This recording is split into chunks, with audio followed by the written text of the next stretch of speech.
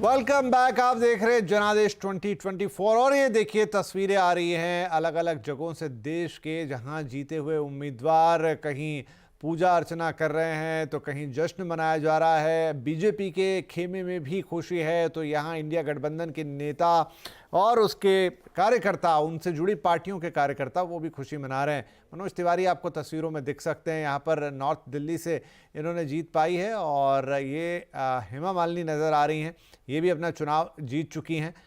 तो अलग अलग उम्मीदवार अपनी अपनी जीत का जश्न अपने अपने तरीके से मनाते हुए, कोई मंदिर जा रहा है, कोई भगवान का पूजा अर्चन कर रहा है, कोई अपने समर्थकों से मिल रहा है। और इस बीच प्रधानमंत्री नरेंद्र मोदी वाराणसी से अपना चुनाव जीत चुके हैं। 1.5 लाख से ज़्यादा वोटों के मार्जिन से उन्होंने ये जीत दर्ज की है।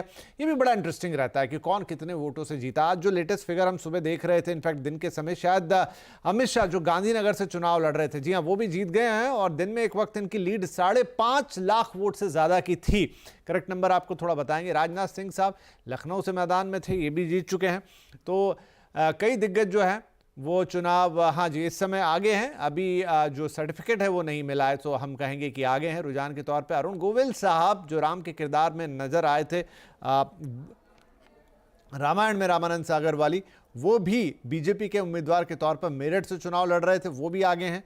मथुरा से हेमा मालिनी जी जो वैसे डिक्लेयर हो चुकी हैं, लेकिन आगे अभी ये दिखा रहा। नितिन गडकरी साहब, इन्होंने दावा किया था कि ये भी करीब करीब 4-5 लाख के मार्जिन से जीतेंगे। शुरू में बढ़त काफ़ी कम थी सुबह जब नंबर्स देख रहे थे, लेकिन फिलहाल जो लेटेस्ट में था 1.5 लाख वोट से ये भी आगे चल रहे थे।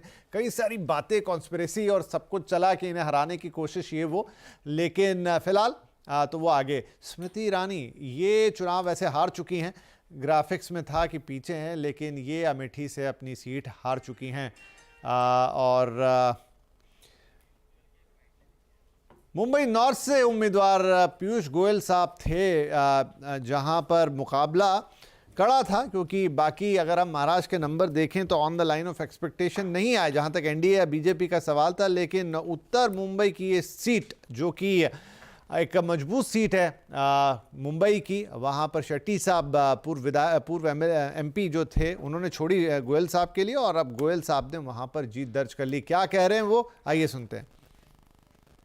मैं उत्तर मुंबई के सभी मतदाताओं को धन्यवाद देना चाहता हूँ। उन्होंने आशीर्वाद दिया है कि